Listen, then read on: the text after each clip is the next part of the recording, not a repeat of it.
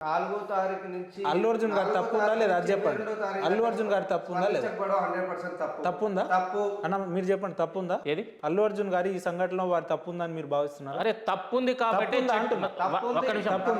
తప్పుంది కాబట్టి పోలీస్ వాళ్ళు ఏ11గా ఈరోజు ఆయనపై కేసు పెట్టడం జరిగింది. తప్పుంది కాబట్టి మేమందరం ఇంటి దగ్గరికి పోయి ధర్నా చేయడం జరిగింది. తప్పుంది కాబట్టి ఆయన మన్నించండి, నాకు మన్నించండి అండి ₹1,00,00,000 ఇవ్వడం జరిగింది. తప్పుంది కాబట్టి ఆ కిమ్స్ హాస్పిటల్లో ఉన్నటువంటి అబ్బాయి కుటుంబాన్ని అబ్బాయి తేజ్ యొక్క ఆ యొక్క నిమ్స్ హాస్పిటల్ పరిసర ప్రాంతాల్లో వాళ్ళ అభిమానులతోని వాళ్ళ వ్యక్తులతోని రక్షణ కల్పిస్తున్నాడు. తప్పుంది కాబట్టి 20 రోజులకి బయటికి వెళ్ళలేడు. తప్పుంది కాబట్టి ప్రెస్ మీట్ పెట్టిండు. ఇప్పుడు తప్పు లేనిది ఎవరు మాట్లాడతారు? అల్లు అర్జున్ తప్పు చేసిండా లేదా అని తేల్చాల్సింది న్యాయస్థానాలు కదా. ఓయూ చేసి నాయకులకు ఏం సంబంధం? మేము తేల్స్తలేము. ఆల్రెడీ ఒక వ్యక్తి మీద కేసు బుక్ అయిందంటే దాంట్లో నిందితుడు కాబట్టి ఆయన స్వయంగా మాట్లాడు. ఆల్రెడీ అసెంబ్లీలో ముఖ్యమంత్రి గారు గంట సేపు మాట్లాడారు. ఆ లైవ్ మొత్తం ఎక్కడి నుండి స్టార్ట్ అయ్యిండు, ఏ మూమెంట్కి వచ్చిండు, అక్కడ ఉన్న వాతావరణం ఏంది, ఆయన రాకముందు ఉన్న వాతావరణం ఏంది, వచ్చిన తర్వాత వలజడేంది, తర్వాత తొక్కిసలాట తర్వాత పోలీసులు ఇన్ఫర్మేషన్ ఇచ్చిండ్రు, వెళ్ళిపోండి సార్ అంటే లేదు నీ పాట అయిపోయిన తర్వాత ఉంటున్నాడు. తర్వాత ఆమె చనిపోయిన విషయాన్ని ఆయనకు తెలిసింది. తర్వాత తెల్లారి నాకు తెలియదని మాట్లాడాడు. మళ్ళీ 4 రోజుల తర్వాత ప్రెస్ మీట్ పెట్టి నాకు తెలిసింది కానీ నేను స్పందించలే అన్నాడు. అంటే రకరకాల పొంతన లేని సమాధానాలు చెప్తున్నాడు. కాబట్టి దీంట్లో ఖచ్చితంగా అల్లు అర్జున్ గారు ప్రత్యక్షంగానో పరోక్షంగానో ఈ సంఘటనకు కారకులు. కాబట్టే ఈరోజు చట్టం దృష్టిలో ఆయన దోషిగా తేలడం. ప్లానింగ్ ప్రకారమే జేఏసీ నాయకులు అల్లు అర్జున్ గారి మీద ఇంటి దాడికి చేసారు. అంతా కూడా ముందుగా ప్లానింగ్ చేసుకొని వెళ్ళిరు. ఆయన పెద్ద స్టార్ హీరో అయిపోతుండు కాబట్టి ప్రభుత్వం రేవంత్ రెడ్డి గారి పేరు మర్చిపోయింది కాబట్టి ఈ రకంగా చేయాలని చెప్పి రేవంత్ రెడ్డికి ఉస్మానియా యూనివర్సిటీకి సంబంధం లేదు. రైట్, యూనివర్సిటీ గురించి పక్కన పెట్టండి బ్రదర్. రేవంత్ రెడ్డికి అందులో దాడికి రేవంత్ రెడ్డికి అక్కడ మీ జేఏసీ నాయకులకు సంబంధం లేదా? మీ చెప్పండి, చెప్పు. దేనికైనా సమాధానం చెప్తాం, దానికి ఏం సమాధానం చెప్తాం. రేవంత్ కుటుంబం బాధ్యతగా వెళ్ళగానే రేవంత్కి ఎక్స్ప్రెసివ్ గా జరిగిన సంఘటనకి రేవంత్ రెడ్డి పంపించిన దానికి సంబంధం ఏదేమైనా ముఖ్యమంత్రి గారే మిమ్మల్ని చెప్పి అక్కడ పంపించిందని అంటారు. ఎంతవరకు వాస్తవం? సీనన్న మీరు చెప్పండి. ముఖ్యమంత్రి గారి ఆదేశాల మేరకే మీలాంటి జేఏసీ నాయకులు అల్లు అర్జున్ గారు దాడి చేసిరని అంటారు.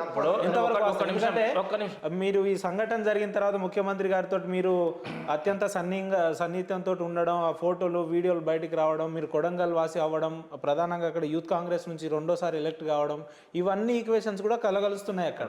నేనేమంటున్నా ఉపేందర్ గారు, నేను కొడంగల్ వాసిని కావడము ఏమన్నా తప్ప? ఆయన మా నియోజకవర్గం సంబంధించిన శాసనసభ్యుడి రాష్ట్ర ముఖ్యమంత్రి. కొడంగల్ వాసులందరూ రేవంత్ రెడ్డి గారు చెప్పినట్లు వింటారని ఏమైనా చట్టం ఉందా? ఒకసారి ఆలోచన చేయండి. ఉస్మానియా విద్యార్థిగా ఈరోజు అక్కడ ఉన్నటువంటి సమస్యని మనకు ఏమని పిలవాలి సీనన్న? మీరు ఉస్మానియా విద్యార్థి అని పిలవాలా, యూత్ కాంగ్రెస్ కొడంగల్ అధ్యక్షుడు? నేను ముమ్మాటికి ఉస్మానియా విద్యార్థిని. నేను PhD చేస్తుండా. చాలా మంది ఎందుకంటే తెలియని సన్నాసులు ఏం మాట్లాడుతుంటారు, యూనివర్సిటీతో మీకేం సంబంధము, మీరు అసలు విద్యార్థులు మాట్లాడుతున్నారు.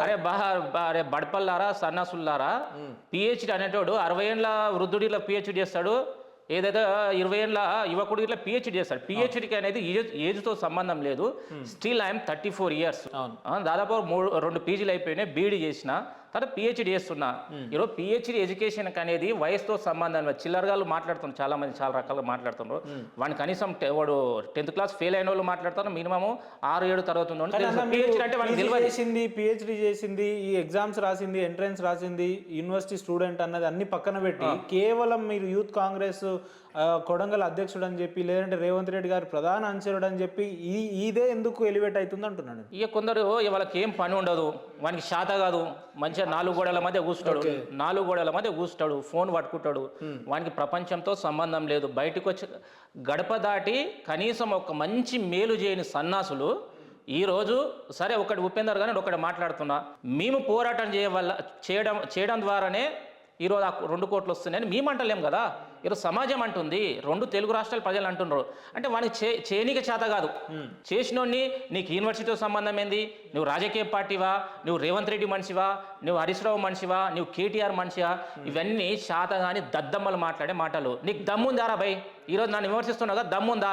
చేద్దాం దాని సామాజిక ఉద్యమాలు నాకన్నా ఒక పని ఎక్కువ పని చేయి. ఈరోజు సామాజిక ఉద్యమాలు ఉన్నాము, సాంఘిక ఉద్యమాలు ఉన్నాము, బహుజన ఉద్యమాలు ఉన్నాము.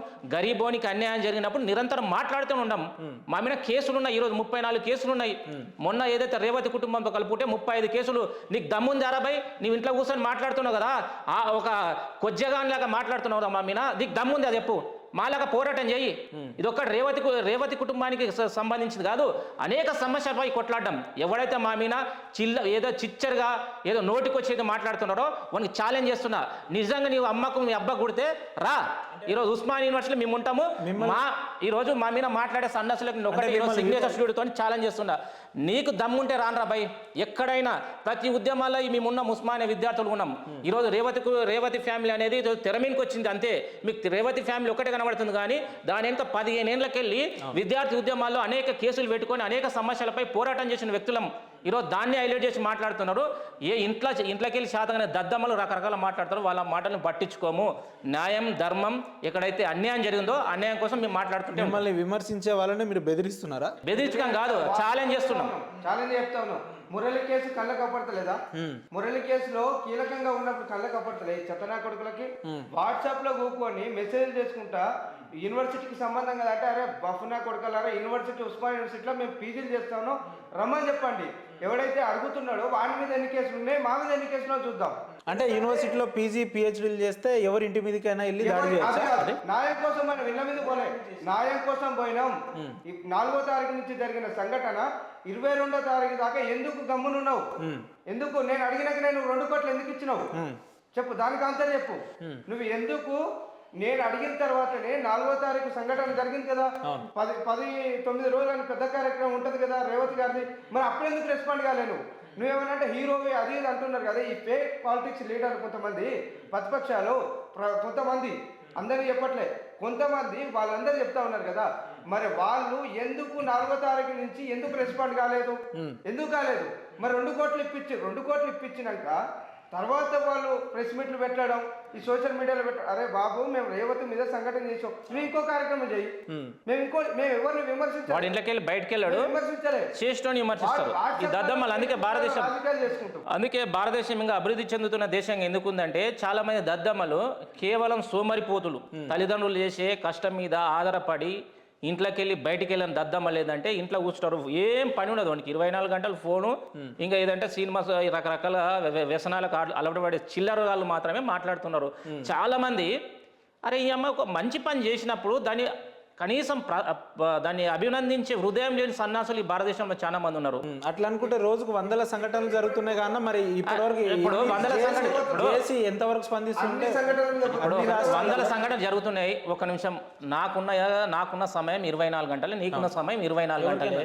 నేనేమన్నా దేవుడిని ఈడ మాయమాయ ఇంకొక పోయి ఆడ మంచిని చేయడానికి నాకు ఎక్కడ సమయం ఉందో, నాకు ఎక్కడ వీలుందో, నా పరిధిలో నా ప్రాంతంలో నాకు దగ్గరున్న వ్యవస్థలు ఎక్కడ అన్యాయం జరిగినప్పుడు, అక్రమాలు జరిగినప్పుడు ఒక హ్యూమనిటీగా మాట్లాడడం తప్ప భారత రాజ్యాంగం అదే చెప్తుంది కదా, మాట్లాడే స్వేచ్ఛనిచ్చింది కదా. మానవత ఉంది కాబట్టి నేను మానవతంతో మాట్లాడరా?